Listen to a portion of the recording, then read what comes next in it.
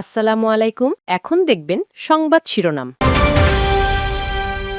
দুর্নীতি দমন আইনের শাসন ও জবাবদিহিতাকে গুরুত্ব দিয়ে বিএনপির ইশতেহার ঘোষণা। ফ্যামিলি কার্ড সহ ৯ বিষয়ে অগ্রাধিকার। দক্ষিণের কয়েক জেলায় জামায়াতের নির্বাচনী জনসভা। ভোটকেন্দ্র দখলের চেষ্টা হলে শক্ত হাতে প্রতিরোধের আহ্বান আমিরের। ৪.৫ কোটি তরুণ ভোটারই বদলে দিতে পারে ভোটের সমীকরণ, মত বিশেষজ্ঞদের। নতুন ভোটারদের চাওয়া জুলাই চেতনা বাস্তবায়ন, দুর্নীতি প্রতিরোধ।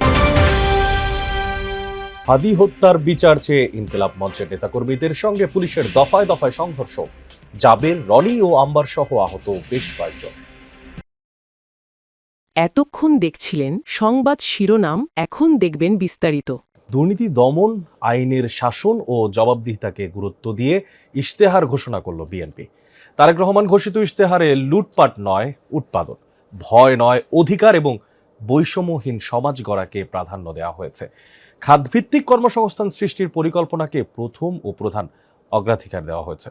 সরকার গঠন করলে নিম্ন আয়ের পরিবারের সুরক্ষায় ফ্যামিলি কার্ড, কৃষকের জন্য ফার্মার্স কার্ড, প্রবাসী কার্ড ও নাগরিকের স্বাস্থ্য সুরক্ষার নিশ্চিতের আশ্বাস দেওয়া হয় ইশতেহারে। ২০৩৪ সালের মধ্যে $1 ট্রিলিয়ন অর্থনীতি গড়ে তুলে বাংলাদেশকে উচ্চ মধ্যম আয়ের দেশে রূপান্তরের কথাও জানান বিএনপি চেয়ারম্যান। নির্বাচনের রোডম্যাপ ঘোষণার পূর্বেই বিএনপি নিজস্ব সংস্কার ভাবনা ও দেশ গড়ার পরিকল্পনা তুলে ধরেছিল জনগণের সামনে। দেশের নানা প্রান্তে নির্বাচনী সমাবেশেও বিএনপি চেয়ারম্যান তারেক রহমান স্থানীয় সমস্যা চিহ্নিত করে সেসব সমাধানের আশ্বাস দেন। শুক্রবার বিকেলে রাজধানীর একটি হোটেলে সেসবেরই সম্মিলিত রূপরেখা উঠে এলো বিএনপির ইশতেহারে। নতুন রাজনৈতিক যে পরিস্থিতি, সেখানে তিনি নতুন বার্তা নিয়ে আসছেন মানুষকে জাগিয়ে তোলবার জন্য। যে ইশতেহারকে 5টি অধ্যায়ে 51টি বিষয় ভাগ করে বিএনপি, যেখানে গুরুত্ব পায় রাষ্ট্র ব্যবস্থার সংস্কার, বৈষম্যহীন আর্থসামাজিক উন্নয়ন ও টেকসই রাষ্ট্রীয় সক্ষমতা অর্জন, ভঙ্গুর অর্থনীতির পুনর্গঠন ও পুনরুদ্ধার, অঞ্চলভিত্তিক সুষম উন্নয়ন সহ ধর্ম, সমাজ, ক্রীড়া, সংস্কৃতি ও সংহতি।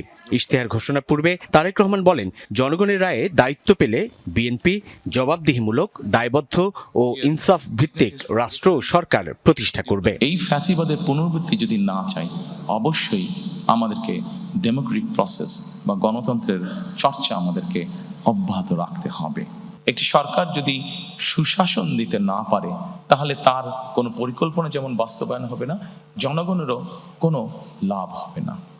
এবং সেজন্যই সুশাসনের মধ্যে একটি অন্য 54 বছরের রাজনীতি জাতিকে শুধুই ফ্যাসিবাদ আর বৈষম্য উপহার দিয়েছে। ক্ষমতায় গেলে সকল ধরনের অপকর্ম থেকে জামায়াত মুক্ত থাকবে বলে অঙ্গীকার করেছেন জামায়াতের আমির ডাক্তার শফিকুর রহমান। বলেন, অতীতে যারা ক্ষমতায় থেকে সততার পরিচয় দিতে পারেনি তাদের ভোট চাওয়ার অধিকার নেই।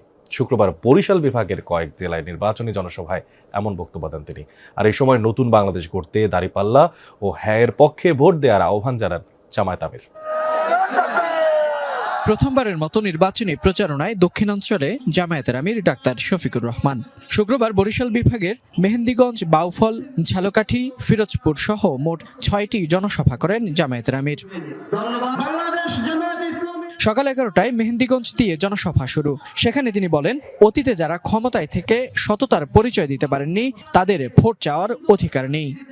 আমরা দেখলাম আশ্চর্য হয়ে কেউ কেউ মামলা করেছেন 800-900 আসামি, তারপরে আবার অজ্ঞাত আছে এবং এই মামলা করে। এবারে নির্বাচনে তরুণ ভোটার 4.5 কোটি, আর এই ভোটই বদলে দিতে পারে ভোটের ফলাফল। আর তাদের মন জয় করতে নানা কর্মসূচি আর প্রতিশ্রুতি দিচ্ছেন প্রার্থীরা। ভোটাররা বলছেন, দল বা মার্কার চেয়ে ব্যক্তির যোগ্যতাকে প্রাধান্য দেবেন তারা। গণ অভ্যুত্থানের প্রত্যাশা পূরণ করতে পারবেন এমন প্রার্থীর ওপরই আস্থা রাখতে চান তরুণেরা। 2024 সালের 5 আগস্ট সরকার পতনের আন্দোলনে রাজপথে নামে লাখো জনতা। অবসান হয় 15 বছরের আওয়ামী লীগ শাসনের, আর সেই আন্দোলনের নেতৃত্ব দেয় একদল তরুণ। সেই গণ অভ্যুত্থানের পর প্রথম নির্বাচন আগামী 12 ফেব্রুয়ারি। তাই এই নির্বাচন তরুণদের কাছে বেশ গুরুত্বপূর্ণ। ঢাকা বিশ্ববিদ্যালয়ের টিএসসি, পড়ন্ত বিকেলে চায়ের আড্ডায় 5 শিক্ষার্থী। সবাই এবার নতুন ভোটার। চায়ের চুমুকে চলছে ভোটের ভালো মন্দ আলাপ। আমাদেরও কিছু বিচার বিবেচনা আছে, আমাদেরও কিছু বিশ্লেষণা আছে, সবার মত তো আর এক হয় না। বাট আমরা চাই যে নতুন যারা আসবে তারা যাতে মানে আমাদের ভাষাটা বুঝে। আমাদের প্রতিনিধি যারা আসবে তারা হবে আমাদের ভাষা বলার মাধ্যম। আমাদের দুঃখ বেদনাকে তারা নিজেদের দুঃখ বেদনা হিসেবে ধারণ করবে। এই 5 জনের মতো এবার 45 লাখ হয়েছেন নতুন ভোটার।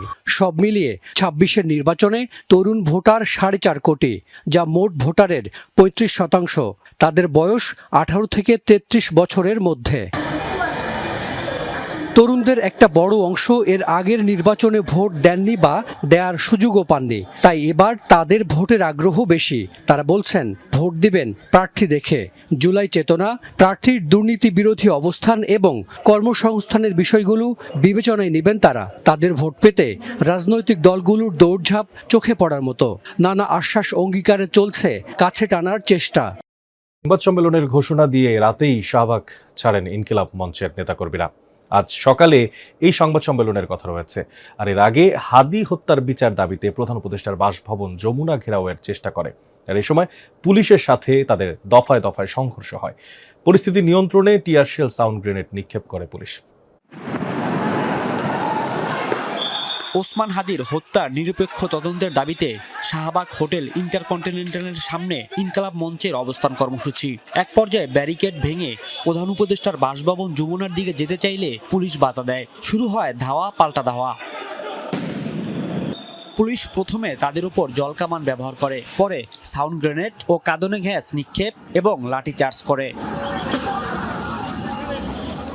পরে ইনকিলাব মঞ্চের নেতাকর্মীরা পুলিশের দিকে বোতল ও ইটপাটকেল নিক্ষেপ করতে থাকে। সংঘর্ষে ইনকিলাব মঞ্চের সদস্য সচিব আব্দুল্লাহ আল জাবের, রাকসুর জিএস সালাউদ্দিন আম্বার সহ বেশ কয়েকজন আহত হয়। আমরা তো কোনো সহিংস আন্দোলন যাইনি, আমরা অনুরোধ করছি। আপনারা দেখছেন গতকাল রাত্রে থেকে আমাদের কর্মসূচি খুবই শান্তিপূর্ণ ছিল, আমাদের দাবিটাও শান্তিপূর্ণ ছিল, কিন্তু তারা আমাদের ভাইদেরকে মারলো।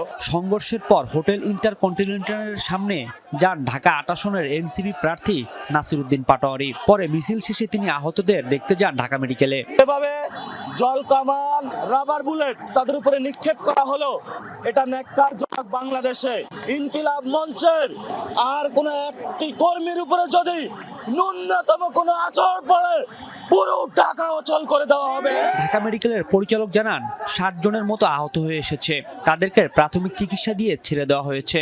আহতদের মধ্যে কেউ গুলিবিদ্ধ নেই। আমরা কোনো গুলিবিদ্ধ রোগী এখন পর্যন্ত পাইনি। এই রোগীগুলোর মধ্যে প্রায় 30 জনের মতো আমরা পেয়েছি এক্সটার্নাল ইনজুরি আছে, যাদের স্কাল্প ইনজুরি, যখন ফেসে ইনজুরি বা বডির বিভিন্ন জায়গায় পায়ে ইনজুরি। হামলার প্রতিবাদে শাহবাগ চত্বর অবরোধ করে রেখেছে ইনকিলাব